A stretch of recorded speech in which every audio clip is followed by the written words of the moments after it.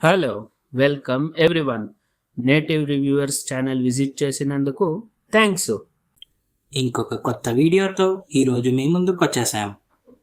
మేము ఈరోజు ఏ విషయం గురించి మా ఒక అన్ఫిల్టర్డ్ ఒపీనియన్ని మీతో చెప్పుకోవాలని అనుకుంటున్నామనేది మీకు ఆల్రెడీ థంబ్నెయిల్ మరియు టైటిల్ చూసి తెలిసై ఉంటుంది.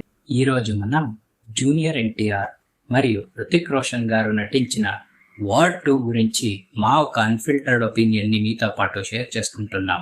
వార్ 2 ఇది వార్ 1 సీక్వెల్గా వచ్చిన సినిమా అయ్యింది. దీంట్లో హృతిక్ రోషన్ వార్ 1లో ఏ క్యారెక్టర్ ప్లే చేశారో అదే క్యారెక్టర్నే స్టార్టింగ్లో కంటిన్యూ చేస్తారు. తరువాత ఒక్కొక్కే క్యారెక్టర్ ఇంట్రొడ్యూసింగ్ అయ్యి కొంచెం ఎంగేజింగ్గా అనిపిస్తుంది. తరువాత ఎక్కువ యాక్షన్ సీన్స్ ఉండటం వల్ల మరియు ఎక్కువ చెత్త విఎఫ్ఎక్స్తో కూడిన ఒక యాక్షన్ సీన్స్ ఉండటం వల్ల ఎక్కడో ఈ సినిమా ఒక బిలో యావరేజ్ అన్నదే మా ఒక అన్ఫిల్టర్డ్ ఒపీనియన్. అవును, ఎందుకంటే ఈ సినిమాలో స్టోరీ తక్కువ ఉన్నా కూడా యాక్షన్ సీన్స్తో ఎక్కడో నింపేశారు అని అనిపిస్తుంది. అది కాకుండా 2 స్టార్స్ ఉండడంతో యాక్షన్ ఫైట్స్ లెంత్ ఏముంటుంది, అది ఎక్కడో ఎక్కువగా పెట్టారు అని అనిపిస్తుంది. అది కాకుండా సాంగ్స్ కూడా అన్వాంటెడ్గానే ఉంటుంది. అందువలన ఇది ఒక్కసారి కూడా చూడడానికి కుదరని సినిమా అని మా ఒక అన్ఫిల్టర్డ్ ఒపీనియన్. ఇంకా ఈ సినిమా స్టోరీ విషయానికి వచ్చేటైతే ఇద్దరు ప్రాణ స్నేహితులు ఒక డిఫరెంట్ ఐడియాలజీతో కూడుంటారు. ఒకడు దేశం మొదలు తర్వాత నేను అనేవాడు, ఇంకొకడు మొదలు నేను తర్వాత దేశం అంటాడు. దీంతో ఇద్దరికి కాన్ఫ్లిక్ట్స్ పెరిగి ఎలా ఒకరి విరుద్ధంగా ఒకరు పోరాడుతారు మరియు ఇద్దరు చేరుకుని ఒక కలి అనే ఒక సంస్థ విరుద్ధంగా తిరగబడి ఎలా దాన్ని అంత్యం చేస్తారు అన్నదే ఈ సినిమా ఒక స్టోరీ అయి ఉంటుంది. ఈ సినిమా క్యాస్ట్ విషయానికి వచ్చేటైతే మెయిన్ లీడ్ హీరో అయిన హృతిక్ రోషన్ గారి ఫిజిక్ను డైరెక్టర్ గారు బాగా ఎన్కాస్ట్ చేసుకున్నారు.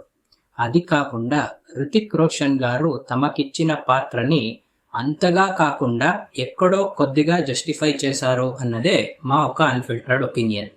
ఇంకా ఈ సినిమా సెకండ్ హీరో విషయానికి వచ్చేటైతే అది మన యంగ్ టైగర్ జూనియర్ ఎన్టీఆర్ గారు.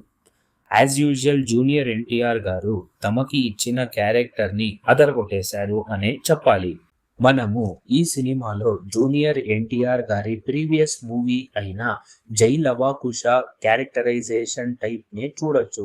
ఎలా ఆ సినిమాలో పాజిటివ్ మరియు నెగటివ్ని ప్లే చేశారో ఈ సినిమాలో కూడా డైరెక్టర్ గారు జూనియర్ ఎన్టీఆర్ గారి చేతన అదేలా యాక్టింగ్ చేశారు. దీంతో జూనియర్ ఎన్టీఆర్ గారి ఫ్యాన్స్కి ఐ ఫీస్ట్ అనే చెప్పాలి. ఇక ఈ సినిమా ఫీమేల్ లీడ్ అయిన కియారా అద్వానీ గారి విషయానికి వచ్చేటైతే స్టోరీలో హీరోయిన్కి అంత స్కోప్ లేకపోయినా కూడా గ్లామర్ కోసమే ఎక్కడో వాళ్ళని క్యాస్ట్ చేశారు అని అనిపిస్తుంది.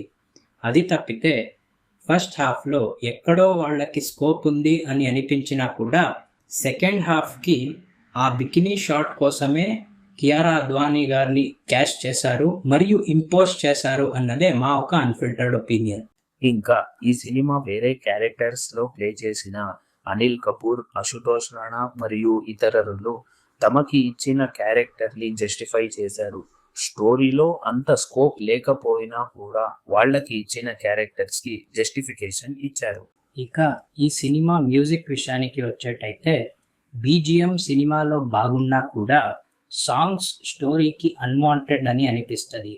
అందువల్లనే రిలీజ్ తర్వాత మరియు రిలీజ్ ముందు సాంగ్స్ నుంచి అంతగా ఇంపాక్ట్ చేయలేదు అన్నదే మా ఒక అన్ఫిల్టర్డ్ ఒపీనియన్.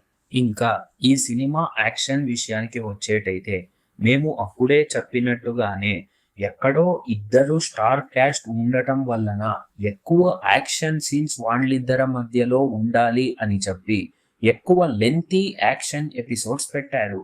దీంతో ఎక్కడో మాకు ఇది అన్వాంటెడ్ అని అనిపించింది. దీంతో పాటు విఎఫ్ఎక్స్తో కూడిన ఉండే యాక్షన్ సీన్స్ కూడా ఈ సినిమాలో అంతగా వర్కౌట్ అవ్వలేదు అన్నదే మా ఒక అన్ఫిల్టర్డ్ ఒపీనియన్. ఇక ఈ సినిమా డైరెక్షన్ విషయానికి వచ్చేటైతే డైరెక్టర్ అయాన్ ముఖర్జీ గారు డైరెక్షన్ని అంత బాగా చేయలేదు అని అనిపిస్తుంది. బహుశా స్టోరీ అంత బాగా ఉండకపోవడంతో, డైరెక్షన్ పైన ధ్యాస పెట్టకపోవడంతో డైరెక్షన్ రాలేదు అన్నదే మా ఒక అన్ఫిల్టర్డ్ ఒపీనియన్. ఇంకా ఈ సినిమా సినిమాటోగ్రఫీ మరియు ప్రొడక్షన్ వాల్యూస్ విషయానికి వచ్చేటైతే ఎక్కడో అన్వాంటెడ్ లొకేషన్ సెలెక్ట్ చేశారు. దాంతోపాటు మాకు జూనియర్ ఎన్టీఆర్ గారి న్యాచురల్ బాడీ మనం అరవింద సమేతలో చూసినట్టు వాళ్ళకి ఆల్రెడీ 6 ప్యాక్ ఉంటుంది. దీంట్లో దాన్ని కూడా అన్వాంటెడ్గా విఎఫ్ఎక్స్ చేశారు. అదే కాకుండా కొన్ని చోట్ల ఎక్కడో చాపీ స్క్రీన్ ప్లే అయ్యింది. దీంతో ప్రొడక్షన్ వాల్యూస్ కూడా ఎక్కడో ఫెయిల్ అయ్యింది అన్నదే మా ఒక అన్ఫిల్టర్డ్ ఒపీనియన్. జూనియర్ ఎన్టీఆర్ గారు వేరే ఇండస్ట్రీకి పోయి ఇలాంటి సినిమాలు తీయడంతో వాళ్ళ ఇమేజ్ డౌన్ అవుతుందే తప్ప ఎక్కువ అవ్వదు. మాకు అన్ఫిల్టర్డ్గా అనిపించింది ఏంటి అంటే, జూనియర్ ఎన్టీఆర్ గారు మన ఇండస్ట్రీలోనే ఇంకా పెద్ద సినిమాలు తీయాలి అన్నది అనిపిస్తుంది. సో ఇది ఈరోజు మా వీడియో అయ్యింది. మీరు ఈ సినిమా చూసినట్టయితే కమెంట్ చేయండి, మరియు ఎవరు మీ ఫ్రెండ్ వెళ్ళాలనుకుంటున్నారో వారితో షేర్ చేయండి.